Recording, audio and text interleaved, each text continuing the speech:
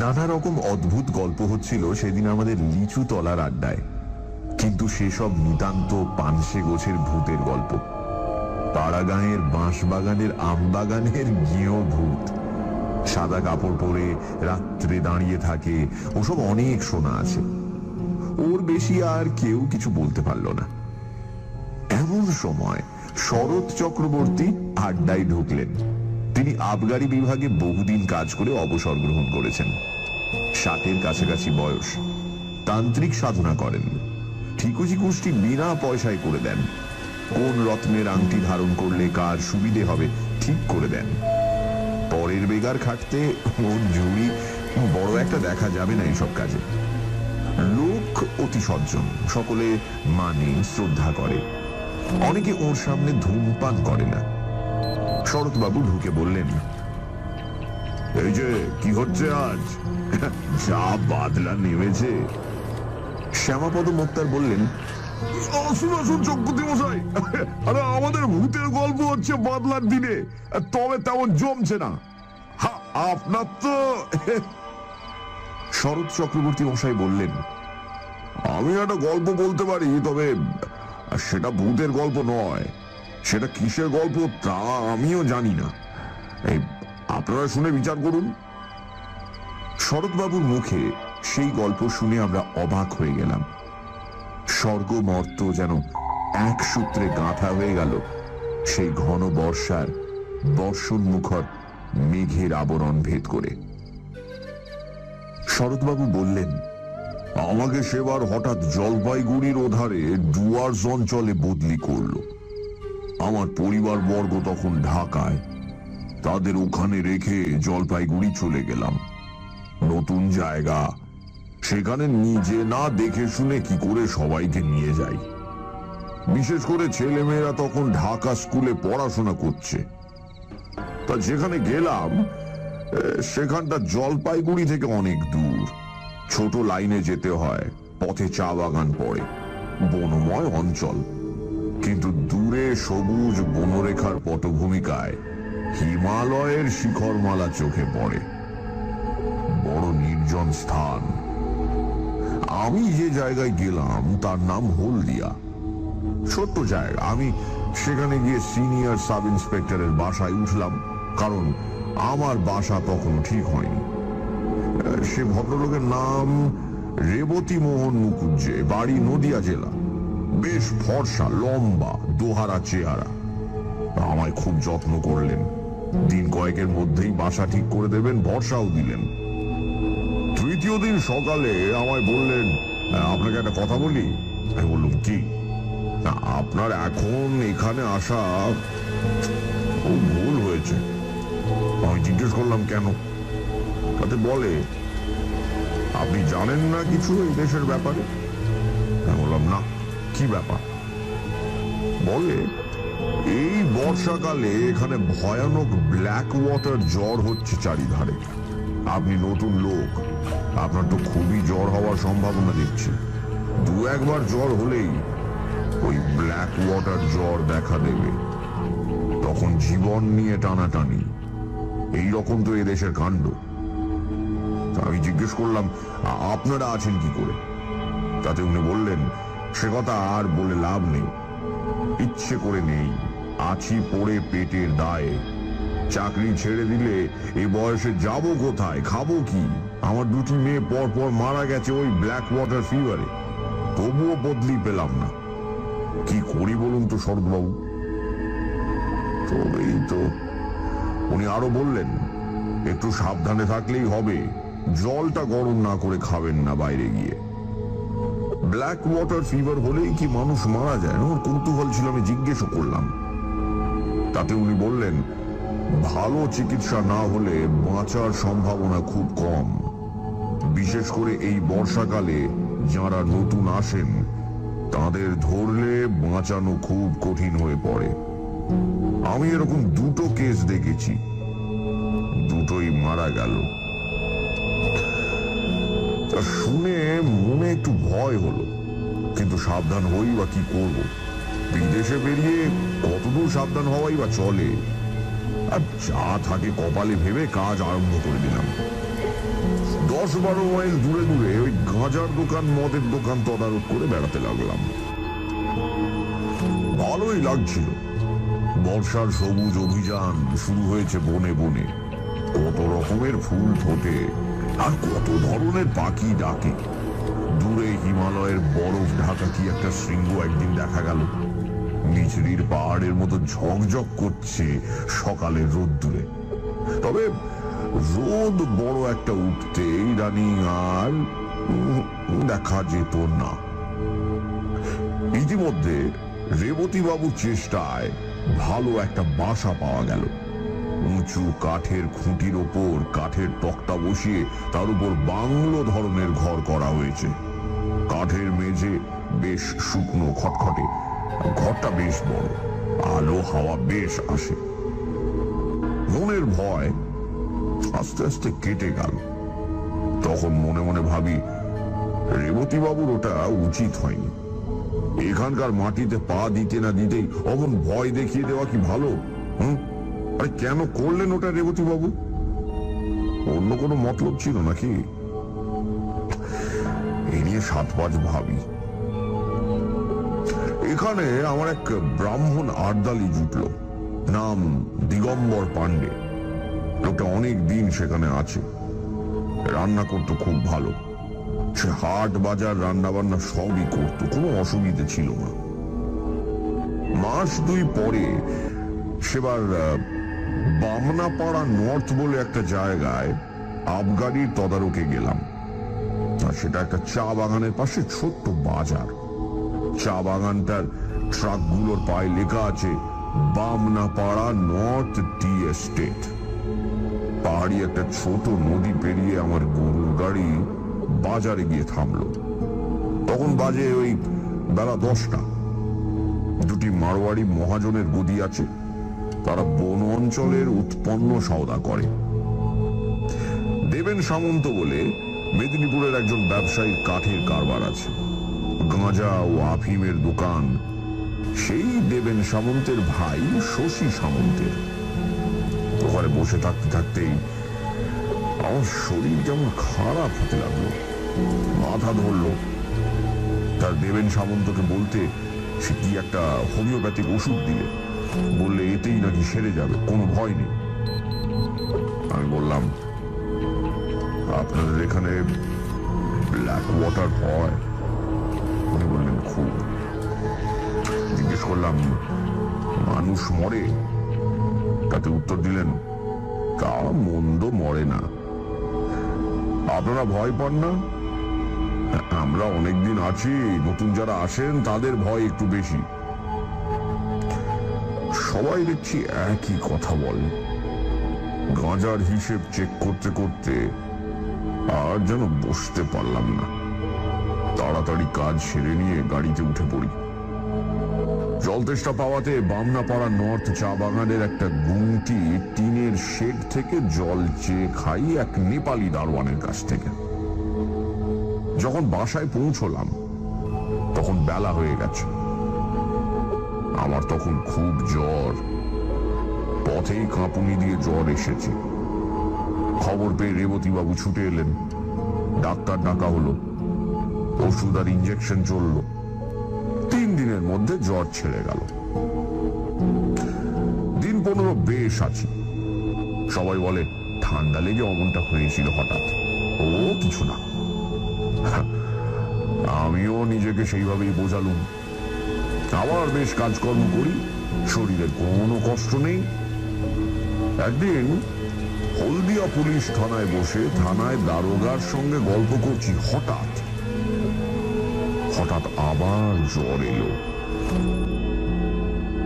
দারোগাবাবুর লোক দিয়ে আমায় বাড়ি পাঠিয়ে দিলেন।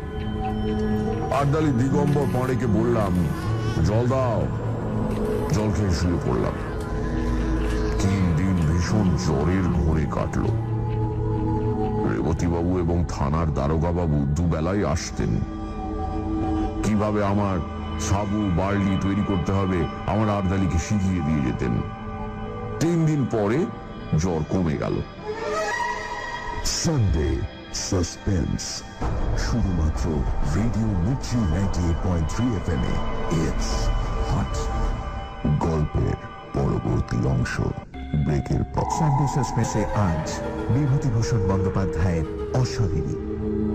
শরৎ চক্রবর্তী বলছেন তার নিজের জীবনের একটি কাহিনী। জলপাইগুড়ির ডুয়ার্স অঞ্চলে কর্মসূত্রে তিনি এসেছেন। কাজে জয়েন করার কিছুদিনের মধ্যেই স্থানীয় বাসিন্দারা সবাই শরৎবাবুকে একটু ভয় পাইয়ে দিলেন। এই অঞ্চলে নাকি ভয়ানক একটা ব্ল্যাক ওয়াটার জ্বর হয় এবং কয়েকবার সেই জ্বর হলে বাঁচার আশা খুবই কম। শরৎবাবু এখানে চাকরি করতে এসে নাকি ঠিক করেননি। সেখানে থাকতে থাকতে কিছুদিনের মধ্যেই শরৎবাবু অসুস্থ হয়ে পড়লেন, কিন্তু ওষুধপত্র খেয়ে সেরেও উঠলেন। তারপর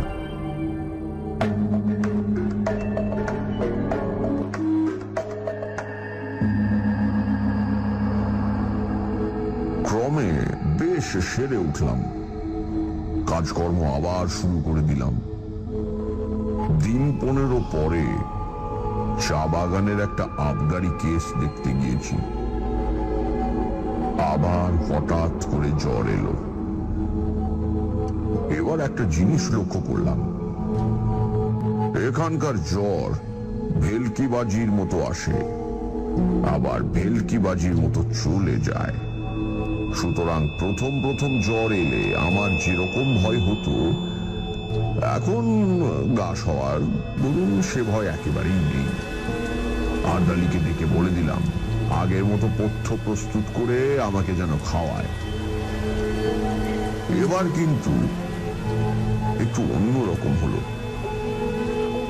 অত সহজে এবার আমি নিষ্কৃতি পেলাম না।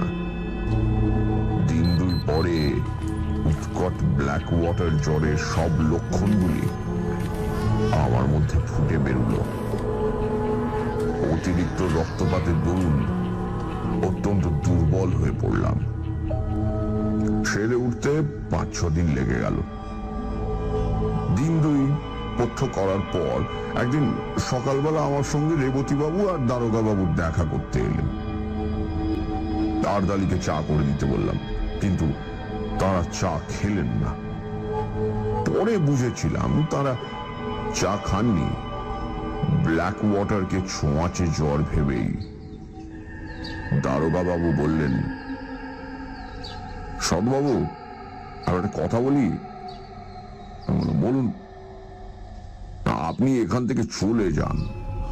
জিজ্ঞেস করলাম, কেন বলুন তো? ডাক্তারবাবু তাই মত, আমাকে তো কিছু বলেননি।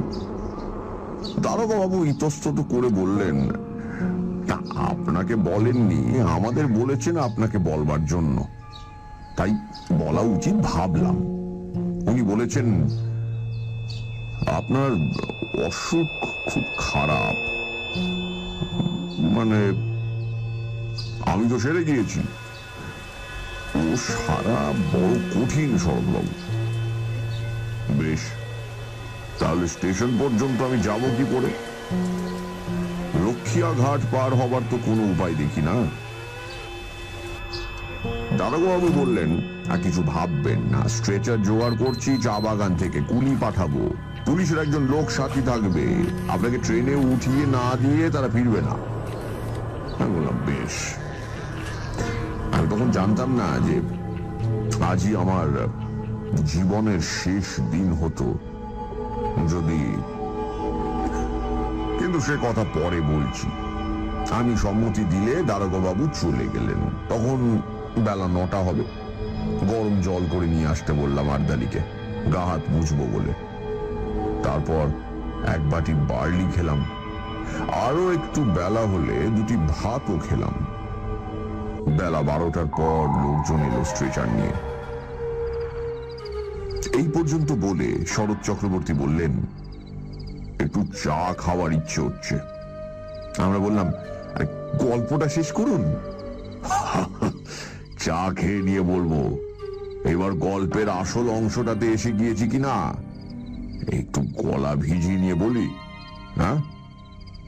উকিল নিতাইবাবু বললেন, একটা কথা, আপনি বললেন ব্ল্যাক ওয়াটার জ্বর হলো, সেরে গিয়ে আপনি পথ্য করলেন, অথচ ডাক্তারবাবু কেন আপনার অসুখ খারাপ বললেন?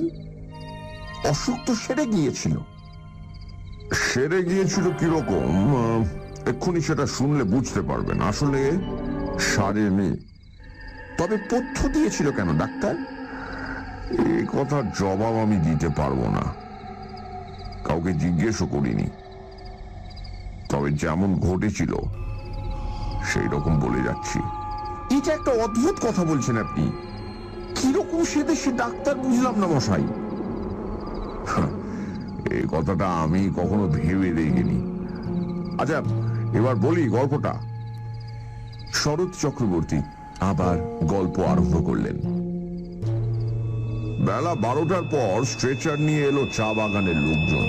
সেখানে দাঁড়িয়েছিলেন রেবতী বাবু ও দারোগা বাবু। আমি আর আর্দালি জিনিসপত্র গোছাচ্ছি, এমন সময় এলো জ্বর। ভীষণ কাঁপুনি দিয়ে জ্বর। আর আমি বসতে পারলাম না। ঘরের মধ্যে গিয়ে তাড়াতাড়ি বাঁধা বিছানা আর্দালিকে দিয়ে খুলিয়ে পাতিয়ে শুয়ে পড়লাম। এবার আমি আর কিছুই জানি না। আমার সমস্ত চেতনা লুপ্ত হয়ে গেল এক ঘন অন্ধকারের আবরণের অন্তরালে। যখন আবার আমার জ্ঞান হলো, তখন দুটো জিনিস আমার চোখে পড়লো। প্রথমেই অন্ধকারের মধ্যে একটা কি গাছের ডাল পাশের জানলার বাইরে হাওয়ায় দুলছে। আর দ্বিতীয় জিনিস হলো আমার বাক্স ও পুটুলি আমার পায়ের দিকে দেওয়ালের কাছে রয়েছে এবং আমার ছাতাটা দেওয়ালের কোণে হেলানো রয়েছে। আমি কি রেলওয়ে ট্রেনে উঠেছি? এত অন্ধকার কেন? রেলের কামরা, অন্য লোকই বা নেই কেন? তারপর আস্তে আস্তে আমার মনের আকাশ মেঘ মুক্ত হয়ে আসতে লাগলো। আমার মনে পড়লো যে আমি স্ট্রেচারে আদৌ উঠিনি। জ্বর আসতে ঘরে এসে শুয়ে পড়েছিলাম। কিন্তু ঘরই যদি হয়, আর্দালি দিগম্বর কই? ঘরে আলো জ্বালেনি। আমি কোথায়? তেষ্টা পেয়েছিল, ডাকতে গেলাম ওকে। গলায় স্বর আটকে গেল। দুবার ডাকতে গেলাম, আর দুবারই তাই হলো। আমার মনে হলো বাইরে চাঁদ উঠেছে। জানালা দিয়ে ঘরের মধ্যে চাঁদের সামান্য আলো এসে পড়েছে। কিছুক্ষণ সামনের দিকে চেয়ে রইলাম। ঘরের মধ্যে বা বাইরে কোথাও কোনো শব্দও নেই। হঠাৎ আমার দৃষ্টি নিবদ্ধ হলো বাইরের দিকে। কে ওখানে বাইরে? এই দেখুন, এতদিন পরে মনে পড়েও আমার গা শিউরে উঠল। দেখলাম কি জানেন? একটি কালো মতো মেয়ে অত্যন্ত দ্রুত গতিতে আমার ঘরের চারপাশে ঘুরছে, আর একটা কাঠি দিয়ে মাটিতে কি যেন করছে। দুবার আমার সামনের দরজার ফাঁক দিয়ে সে নিচু হয়ে ঘুরে গেল। তিনবারের বার মেয়েটি হঠাৎ মুখ উঁচু করে আমার দিকে চেয়ে হাত নেড়ে বলল, কোনো ভয় নেই তোর, গন্ডি দিচ্ছি। আজ রাতে এই গন্ডির মধ্যে কেউ আসতে পারবে না। ঘুমো, তুই ঘুমো। অতি অল্প সময়ের জন্য মেয়েটিকে চোখের সামনে দেখলাম। তারপর সে ঘুরে গেল ওদিকে। আমারও আর জ্ঞান রইল না। ঘুমিয়ে পড়লাম কি। এরপরে কতক্ষণ পর জেগে উঠেছিলাম তা বলতে পারবো না, কিন্তু তখন চোখ খুলেই দেখলাম সেই কালো মেয়েটি আমার শিয়রের কাছে বসে। তার বয়স 18 বছরের বেশি হবে বলে আমার মনে হলো না। আর একটা জিনিস লক্ষ্য করলাম, মেয়েটি যেন খুব ঘেমেছে। ওর মুখ ঘামে ভিজে গিয়েছে, যেন সারা শরীর দিয়ে যেন দরদর করে ঘাম ঝরছে। আমি ওর দিকে চেয়ে দেখতেই মেয়েটি চমৎকার শান্ত স্নেহময় সুরে বলে উঠল, যাবি কেন? ঘুমো বলছি না? ঘুম, কোনো ভয় নেই। ঘুমো বলছি, ঘুমো, ঘুম। শেষবার যখন ও ঘুমো বলছে তখন আমি ঘুমিয়ে পড়লাম ওর কথা শুনতে শুনতে। ঘুমিয়ে পড়বার আগে সেই গাছের ডালটার দিকে নজর পড়ল জানালার বাইরে। তার গায়ে জ্যোৎস্না পড়েছে। এইখানেই আমার গল্প শেষ। সকালে আমি যখন জেগে উঠলাম তখন আমার মনে হলো স্বাভাবিক সুস্থ অবস্থায় ঘুম থেকে আমি জেগে উঠেছি। আমার শরীরে কোনো কষ্ট নেই, কিন্তু বড়ই দুর্বল। বিছানা ছেড়ে উঠতে পারলাম না। আস্তে আস্তে একটু বেলা হলো, তখন দেখি দিগম্বর পাড়ে আরদালি সন্তর্পণে পা টিপে এসে ঘরের মধ্যে উকি দিচ্ছে। আমি ডাকতেই যেন সে চমকে উঠল, কোনো উত্তর দিল না।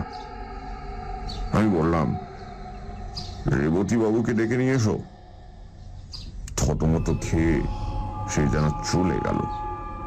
কিছুক্ষণ পরে অনেক লোক এলো আমায় দেখতে, তার মধ্যে রেবতী বাবুও ছিলেন। রেবতী বাবু বললেন,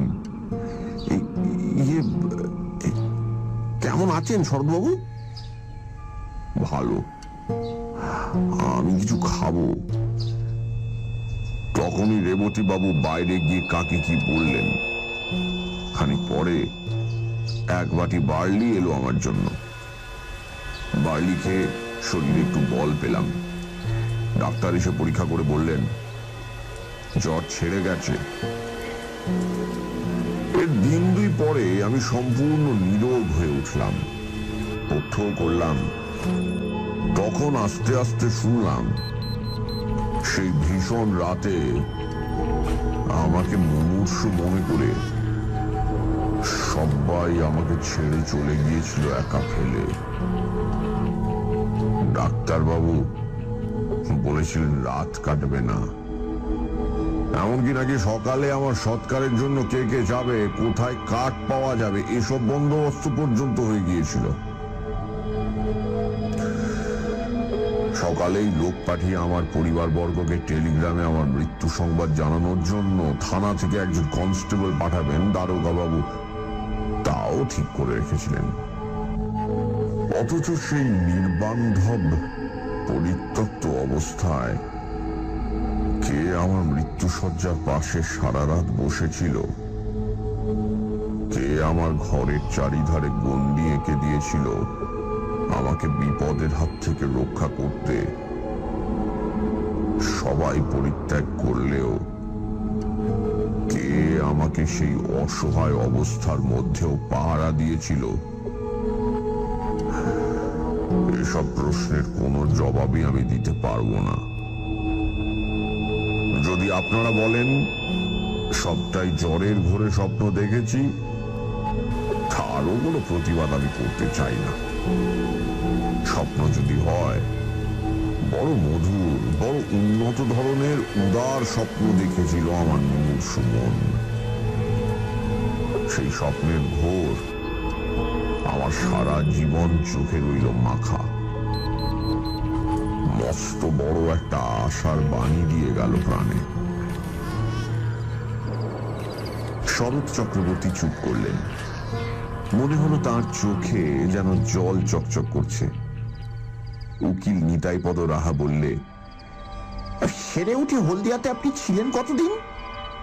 যতদিন এই গভর্নমেন্ট আমাকে বদলি না করেছিল, তাও প্রায় 2 বছর হবে। এইভাবে একা ছিলেন বাসায়? আমি আর দিগম্বর, আর কেউ না। আর কোনোদিন কিছু দেখেছিলেন না। আর অসুখে ভুগেছিলেন? না। ঘন বর্ষার রাত, বাইরে বেশ অন্ধকার।